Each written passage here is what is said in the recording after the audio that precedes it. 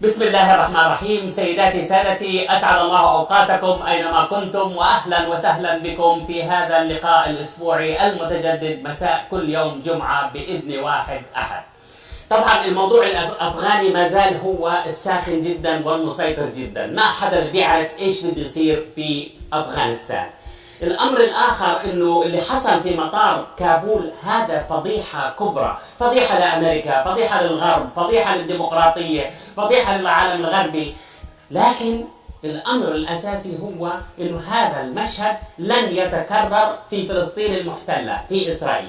سأشرح ذلك في إن شاء الله، بس بدي أحكي الآن عن موضوع مهم جدا وطارئ جدا، وله علاقة بالاحتلال الإسرائيلي وله علاقة بأمريكا والتحالف الأمريكي الإسرائيلي. لبنان، يعني بعد ما خرج السيد حسن نصر الله وقال في خطابه العاشورائي بأنه سيعتبر أي ناقلة نفط إيرانية تأتي بالنفط للبنان وهي في الطريق، وهي هذه الناقلات في الطريق، سيعتبرها لبنانية وحمايتها جزء أساسي من السيادة اللبنانية والهيبة اللبنانية.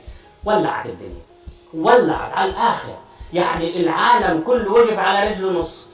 يعني نفط جاي لإيران، يعني شيء غريب جاي من إيران للبنان.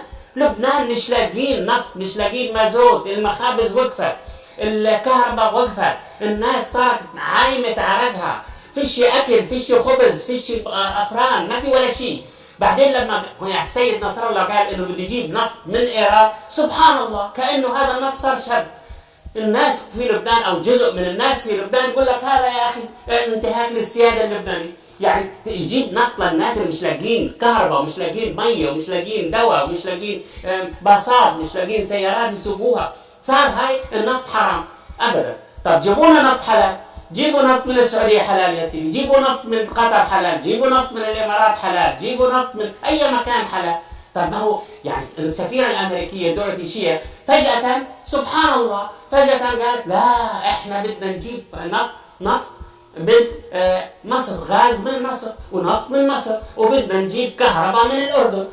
طب ليش ساكتين صار لكم أكثر من سنة والشعب اللبناني قاعد بجوع وجاع مش لاقي كهرباء؟ الدنيا درجة الحرارة 40 درجة والناس مش لاقي لا كهرباء ولا مية ولا مراوح ولا مكيفات ولا شيء. يعني طب يعني فجأة صارت السفيرة اللبنانية حريصة على اللبنانيين لأنه في ناقلات جاية. طيب هاي الناقلات يعني طب ايش بدهم يعملوا فيها؟ كيف بده يصير لو وصلت هذه الناقلات إلى الشواطئ اللبنانية؟ يعني لو راحت على بانياس مثلا في سوريا ونقلوها بشاحنات، بدها تضرب إسرائيل هاي الشاحنات؟ بدها تضرب هاي السفن؟ طيب خليها تضربها، خليها تشوفوا ايش حيكون الرد. خلص زمان يعني زمن اللا رد انتهى. حرب السفن خسرتها أمريكا في بحر العرب، في بحر عمان كليا. آخر ناقلة إسرائيلية ضربت، ردوا؟ مش قالوا بده يكون الرد جماعي؟ ليش ما ردوا؟ طيب يحكوا لنا. فالقصة حقيقة يعني في توتر كبير جدا، وفي توتر لأنه في حقيقة في حرص من السيد حسن نصر الله على أن يصل هذا النفط للبنان، كل اللبنانيين بدون أي تمييز. طيب احنا هنستنى وحنعمل إن شاء الله فيديو عليها ونتابع. يعني ناقلة نفط أمريكي، ناقلة نفط إيرانية جاية تنقذ لبنان، هذا حرام وهذا خرق للسيادة. أما قصف الطائرات الإسرائيلية من الأجواء اللبنانية لدمشق عاصمة العروبة، عاصمة الشهامة، عاصمة الكرامة، هذا لا يعتبر انتهاك للسيادة اللبنانية زي ما بقولنا الأستاذ سعد الحريري. هي القصة الآن كلهم حلفاء أمريكا يعني أبدا طالعين وبيعملوا بينظروا وبيحكوا وكل حاجة وسيادة. على أي حال حنحكي عنها إن شاء الله في فيديو قادم.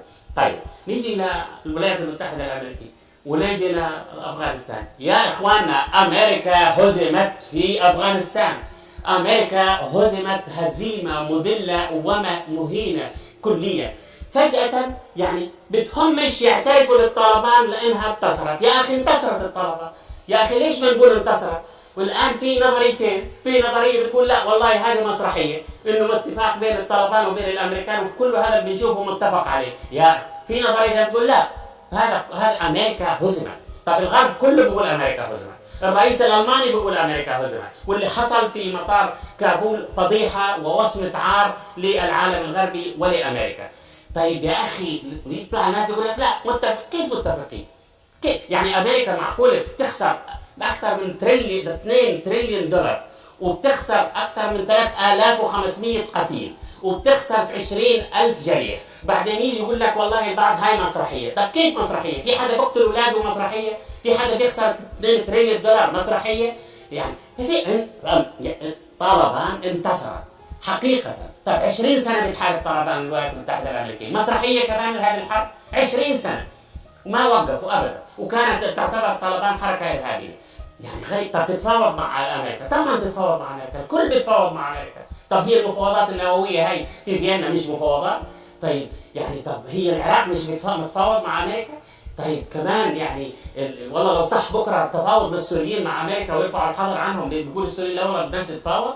شو يعني في اشياء واقعيه، بس هؤلاء بيكرهوا الاسلام، بيكرهوا طالبان. بقول لك طالبان متطرفه، طالبان النساء الان سبحان الله صاروا حريصين على نساء طالبان او نساء افغانستان. انا رحت لفيتها كلها افغانستان.